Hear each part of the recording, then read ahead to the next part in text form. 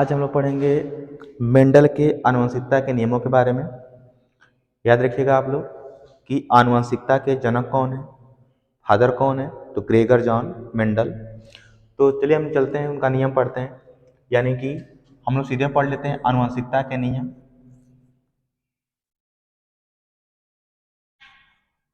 आनुवंशिकता के नियम पढ़ लेते हैं।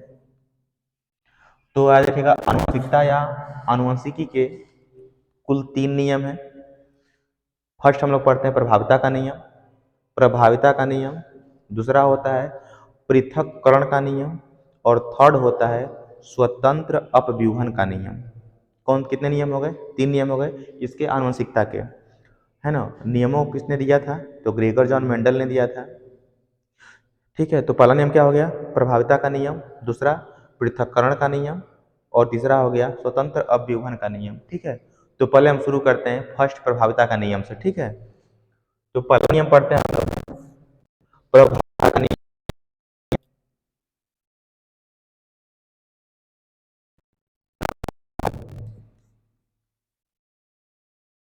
का नियम।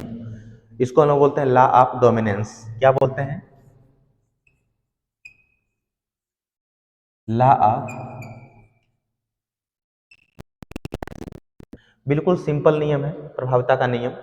देखिए होता क्या है, हम एक एग्जाम्पल लेते हैं, एग्जाम्पल से हम क्या करते हैं, परिभाषा और एग्जाम्पल दोनों डिफाइन किया जाता है। ठीक है, तो इसमें मेंडल ने क्या किया था, इस नियम को बताने के लिए मेंडल ने क्या किया था कि उन्होंने लाल पुष्प वाला पौधा लिया जिसका जीन क्या होता है, कैपिटल आर, कैपिटल आर हमेशा याद रखिएगा। और लिया था सफेद पुष्प वाला पौधा, सफेद पुष्प वाला पौधा लिया था। देखिए जितने भी हम आपके बुक में जितने भी दिखाई देंगे कैपिटल से दर्शाए हुए, चाहे कैपिटल टी हो, कैपिटल आर हो, जितने भी कैपिटल्स दर्शाए जाएंगे सभी क्या रहेंगे, प्रभावी लक्षण कहलाएंगे। और जितने स्मॉल से दर्शाया गया रहेगा वो सभी क्या रहेंगे, अप्रभावी। ठीक है, तो हमको एक प्रभावी और एक अप्रभावी लेना है। यहाँ से सफेद पुष्प लिखा स्मॉल आर, तो अप्रभावी हमेशा उसका क्या होता है, स्मॉल हो जाता है। तो इन्होंने मेंडल ने क्या किया था, ध्यान से देखिएगा, नियम बिल्कुल आसान है, बहुत कठिन नहीं है। तो मेंडल ने लाल पुष्प वाले पौधे लिए थे और उसका क्रॉस, क्रॉस मतलब संकरण यानी कि निषेचन सफेद पुष्प वाले पौधे के साथ कराया था। तो चलिए हम लोग कराते हैं, देखते हैं। तो जब हम क्रॉस कराते हैं तो क्रॉस कराने का सिस्टम क्या होता है कि जिस कॉलम में हमको भरना होता है उस कॉलम के ऊपर कौन सा अक्षर है और बाएं कौन सा, वही देखना होता है। उसी दोनों को क्या करना, भरना होता है। ठीक है, तो ऊपर कैपिटल आर मिलेगा, इधर से स्मॉल आर, इसमें जाएंगे तो ऊपर से कैपिटल, इधर से स्मॉल, कैपिटल ऊपर से, इधर से स्मॉल, कैपिटल इधर से स्मॉल। और हमेशा देखिएगा जो प्रभावी वाला रहेगा, बड़ा वाला, अगर बड़ा वाला है तो पढ़ाई जो पीढ़ी बनती है पहली पीढ़ी होती है, F1 पीढ़ी, फर्स्ट जनरेशन, पहली पीढ़ी। ठीक है, तो यहाँ पर स्मॉल भी है और कैपिटल भी है, लेकिन यहाँ पर प्रभावी कौन सा रहेगा, लाल वाला हमेशा, क्योंकि लाल प्रभावी है तो लाल वाला दिखाई देगा। यहाँ लाल पुष्प वाले पौधे क्या होंगे, बनेंगे। अब नियम बताते हैं आप लोगों का। अगर पूछे प्रभाविता का नियम किसे कहते हैं तो सिंपल सा आप लिखिएगा कि जब लाल पुष्प वाले पौधे का क्रॉस यानी संकरण सफेद पुष्प वाले पौधे के साथ कराया जाता है तो पहली पीढ़ी में सभी पौधे लाल पुष्प वाले उत्पन्न होते हैं। अतः लाल पुष्प का जीन सफेद पुष्प के जीन पर प्रभावी है, अतः इसे प्रभाविता का नियम कहते हैं।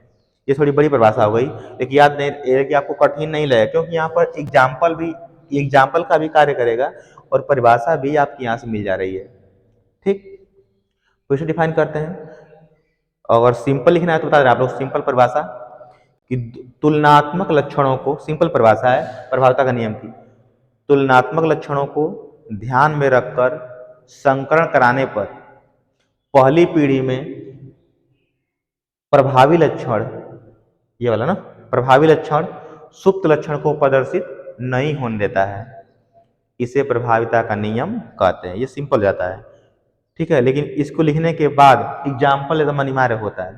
ठीक है ना, तो देखिए कैसे बताते हैं। पहले हम सिंपल परिभाषा जो आपकी किताब में मिलेगी, तुलनात्मक माने अलग अलग, तुलनात्मक लक्षणों को ध्यान में रखकर संकरण कराने पर पहली पीढ़ी में प्रभावी लक्षण सुप्त लक्षण को प्रदर्शित नहीं होने देता है। इसे प्रभाविता का नियम कहते हैं। और फिर उसके बाद एग्जाम्पल, और हम बताते हैं कि यहाँ से कैसे परिभाषा लिखेंगे एग्जाम्पल के द्वारा। तो ऐसे लिखेंगे एग्जाम्पल में, जब लाल पुष्प वाले पौधे का क्रॉस सफेद पुष्प वाले पौधे के साथ कराया जाता है तो पहली पीढ़ी में सभी पौधे लाल पुष्प वाले उत्पन्न होते हैं। अतः लाल पुष्प का जीन सफेद पुष्प के जीन पर प्रभावी है। अतः इसे प्रभाविता का नियम कहते हैं। ठीक है, बस इतना ही प्रभाविता का नियम आपका है, इससे कुछ नहीं हुआ है। ठीक, फर्स्ट नियम खत्म हो गया।